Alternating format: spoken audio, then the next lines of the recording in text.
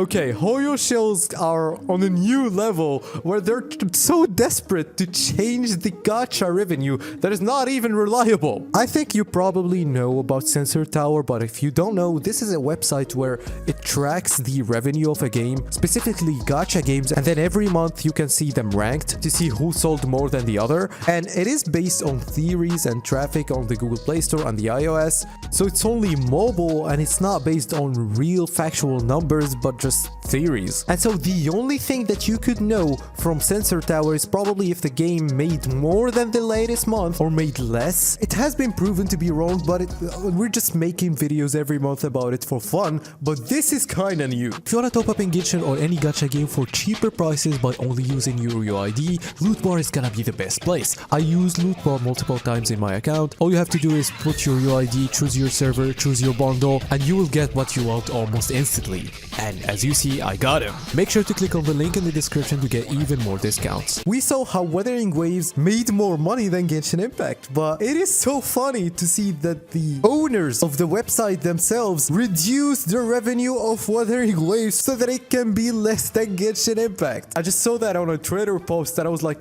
what? And the funny thing is, they just put the same exact revenue of last month. How could you make this exact number? If it was a smaller game, I would say like, okay, if they made 10k last month, it would be normal if they made 10k this month, but we're talking about 21 million. This number didn't change. How? They were just so lazy to just change to a random number, but they changed the number of last month. And you can say that, yes, Sensor Tower did this before, but if they do it, they just do it to count the last day. Sometimes they don't count the 30th day of the month or the 2 last days of the month, which means that if that was the case, then every single game should have more revenue now, and even Wuthering Waves would go way higher because they will count Zani, which was not counted, by the way. And so when I see something like that, I would like be... Why? Why would you do this? Why would you care? Why would people care as much of a game so that it can make better or make less? Why do you care? Why are you such a loser? So you're just having a website that is not doing its job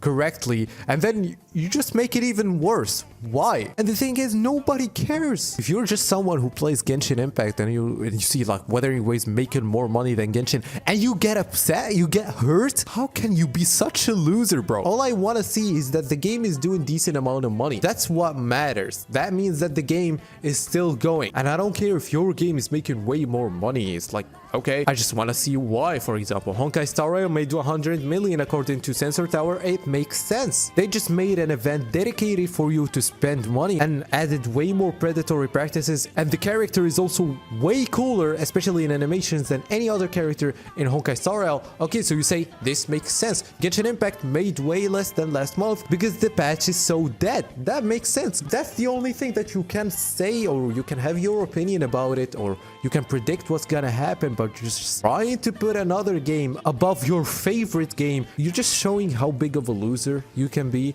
And I'm not even upset, I'm just making this to make whoever made this upset, to also make money, to also laugh, because holy, because sometimes I fail to understand these Twitter people, these internet people. Like, you can hear like Tectone saying, oh, there's a bunch of kids, there's a bunch of retarded people, autistic, whatever, but come on, like this is too retarded for me, okay? Their fraudulent sales just got corrected today. I'm crying. And when someone tried to call them out, they said it's just estimated sales, and it's possible the same revenue was made 2 different months. And you know, they have the Raiden Shogun PFP. Their name is Raiden Vision, and in his bio he just hates minors and WUWA fans. What? And he's like, in every post that WUWA does, he's just hating on it. Like, how can you be that dedicated? If for some reason he hates Braxophone, like, there's some weird things going on here. Like, there's a pattern with these people. And like, what are we trying to do here? Like, are we just trying to prove something with making Genshin get more money? Is it like, did it hurt that much that even in Sensor Tower, the Wuthering Waves made more? Did they receive death threats to change that? I'm not even surprised if they say like we received death threats from Genshin kids and that's why we changed it. That would be so funny. This space, in my opinion, I don't know, bro. This space is just filled with so many kids these days. It's not even these days, it's like, but people in their 20s are just doing that too. And that's what's crazy to me. How can you be that old and post on Twitter like 10, 12 times a day about your game? Even if you were not even hating on other games, you're just a loser. Let alone playing 13 different gacha games. Okay, that's not the... Why did I take a shot about him, bro? I need to stop it. That's why I'm not making videos, bro. I cannot shut my mouth. This guy's retarded. Anyway, if Wuthering Waves proved something, is that this game is still so relevant. You know, it's been 3 days since Jeff Keighley leaked the Kartethia gameplay. And if this leak, this official game footage, proved something, is that this game is still so relevant, sitting at almost 7 million views. It's so insane. The internet went crazy. Twitter and YouTube videos, content creators making videos about the game. This is proving how big the game became now. Got so many people to care about your game with just that video, and especially because people are leaking these days. You know, some people leaked for Lova, and you know, Kuro said, okay, if you're just gonna leak our game, let us leak it ourselves and build some hype. And you know, Kartethia's gameplay was really good. I've never said my opinion about it, but this is a crazy animation, and I'm so shocked by something that not a lot of people talked about, which is the range. Why is her ultimate getting that far? But anyway, seeing her transform to Fleur de Lis and then doing the combo and having a second phase of an ultimate, which I'm really seeing with recent characters. We saw that with Carlotta and also Zani, and now we have Kartethia. And a lot of people do not know, but seeing this quality of an animation in an open world game is not really that easy. You know, it's probably easier for Honkai Star Rail to do something like that as a turn-based game, but for Genshin or Wuthering Waves or any open world game to make something like this in a game where characters are moving, changing places, and you know, there's a lot of variables and things that need to change to make something like this, that's really cool. I would say that's probably the best animation I saw in an open world gacha game. Now, I won't say that it's the best in every gacha game. I think that Honkai Star Rail has the best animations. They have to have the best animations as a turn-based game, but for a open world game, WUWA just made the best character animation here. And I'm saying this because it's really going well with Wuthering Waves. Well, there is some dramas that is going on, and we can talk about it, especially this Frazzle drama and the new meta, which I'm not really that happy with. There's a direction, a wrong direction that WUWA is going in now, but I will probably leave that for another video. But for everything else, especially that when in the beta a year ago,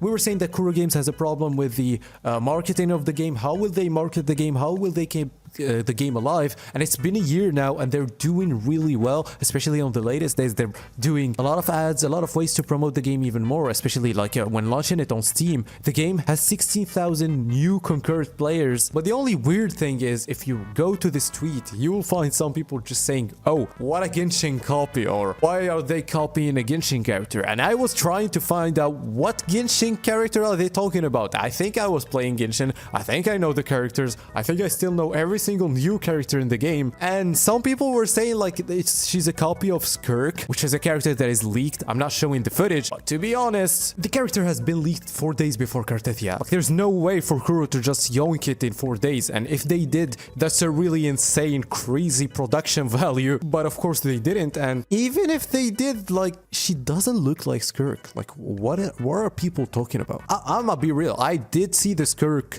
leaks. She looks kind of good, but come on, that doesn't look like Kartethia or any other Genshin characters. She doesn't resemble to any other Genshin character. I don't know what people are talking about. Just like, some people are just trying to find a way to hate these days. Like, let's be real, guys. You don't have to blame me if I just make videos praising what Kuro is making these days. I'm not just being a stan, or like, they're just cooking some good things. They just made the character that just broke the internet just for her animations. And you think that I'm not gonna talk about this? And I was confused on how would you hate on something like this? And for people who don't know, the game has become so big in Japan. Like, there's been so many reports and graphs that the game is topping their sales charts for like a long time. So it was like the Wuthering Waves has been the most selling game for like 7 consecutive days in Japan. Those are some crazy numbers, and it's also big globally. And I do think that was because of a consecutive and a series of good marketing for the game and good content being added into the game. And especially these days, we're running into an anniversary, a bigger update, some free things, a drama about the meta, and also one of the most, if not the most important characters of the story arc. And if you count all of these together and leaking the character in the best time possible, maybe they suspected that the character will be leaked, or they wanted to build hype and try something and see if leaking it themselves will be better, and we just got a character that broke the internet. And you can tell that they were kind of confident with it, because this is the second time they leak something early and it builds hype. The first time was when they leaked 2.0 and leaked the Carlotta gameplay. They knew that people will love Carlotta, especially since she was the first 5-star gunner. Whenever they're so confident about their content it's gonna have the potential to go viral, they do it. They're learning how to clickbait. And yeah, if you liked the video, don't forget to like and subscribe. And yeah, that was the video. Bye bye.